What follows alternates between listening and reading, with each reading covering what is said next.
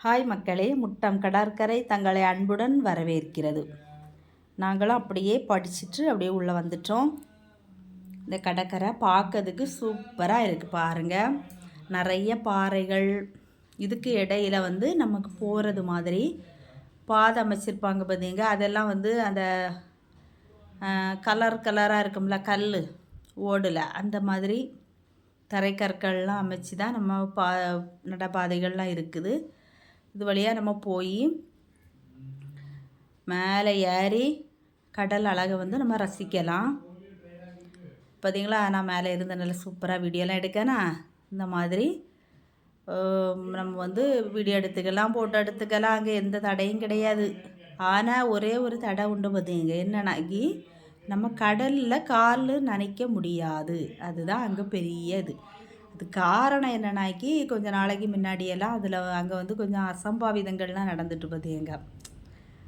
அது பக்கத்தில் இருக்கக்கூடிய இடத்துல தான் நிறைய டாக்டர்ஸ் மருவெல்லாம் வந்து என்ஜாய் பண்ணினேல கடல் இழுத்துட்டு போயிட்டு அந்த மாதிரி துர்மரணங்கள் நடந்ததுனால இங்கே யாரையும் இப்போ கடலில் கால் நனைக்கவோ கடலில் விளையாடுறதுக்கோ அனுமதி இல்லை பார்த்தீங்க. ஆனால் நாங்கள் ஒரு 3 வருஷத்துக்கு முன்னாடியெல்லாம் போயிருக்கும்போது இந்த மாதிரியெல்லாம் இல்லை. இந்த மாதிரியெல்லாம் இந்த கெட்டியும் வைக்கலை, சும்மா திறந்த மாதிரி கடற்கரைனா எப்படி இருக்குமோ அந்த மாதிரி இருந்துச்சு. நாங்கள் போய் விளையாடிட்டு எடுத்துகிட்டு செல்ஃபியெல்லாம் எடுத்துகிட்டு வந்தோம். இப்போ அந்த மாதிரி இல்லை, எல்லாம் நல்ல கட்டமைப்புகளோடு இருக்குது. ஆனாலும் நம்ம மக்கள் எங்கே விட்றாங்க, அங்கெங்கெல்லாம் ஏறி எடுத்து போய் பார்த்துட்டு எடுத்துகிட்டு வரோம். ஆனால் ஒரே குறை அதுதான், கால் நினைக்க முடியாது தான். இந்த மாதிரி இடத்துலலாம் கொஞ்சம் குண்டாக இருக்கவங்க போக முடியாது. நான் கொஞ்சம் ஒல்லியாக இருக்கனால அப்படியே போயிட்டு வந்துட்டேன்.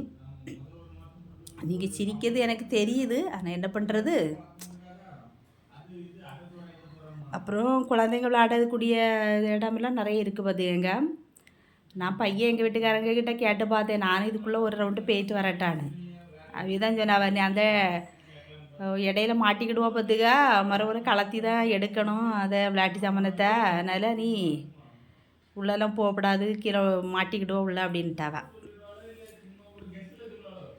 சின்ன குழந்தைகளாட்டா இருந்திருக்கலாம். இதை பார்க்கும்போது அந்த மாதிரி தான் தோணும், எதுக்குடா பெரிய ஆளாட்டம் ஆகணும் அப்படின்ட்டு. இப்போ நிறைய இதெல்லாம் இருக்குது, எல்லாம் குழந்தைகளுக்கு மட்டும்தான், நமக்கெல்லாம் இல்லை.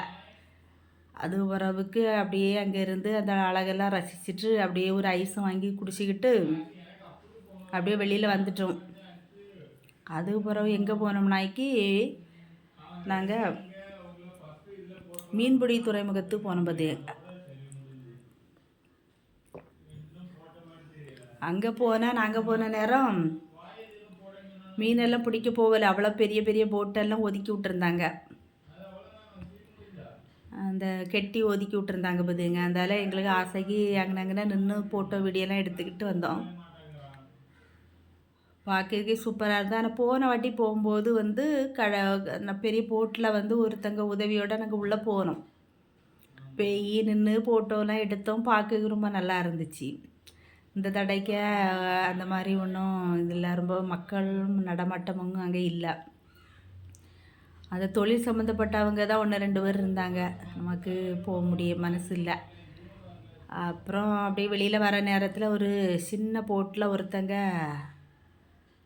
கொஞ்சம் மீன் பிடிச்சிட்டு வந்துருந்தாவ.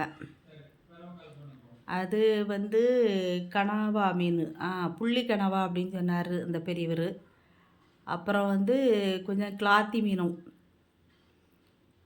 ஐஸ் போட்டு தான் அந்த கிளாத்தி மீன்லாம் இருந்து. கேட்டை மீன் பிடிக்கும் போதே இப்போ நாங்கள் ஐஸ் எல்லாம் போட்டு தாம கொண்டு வருவோம், எல்லாம் மீன் ஐயமாயிரும் அப்படின்ட்டு.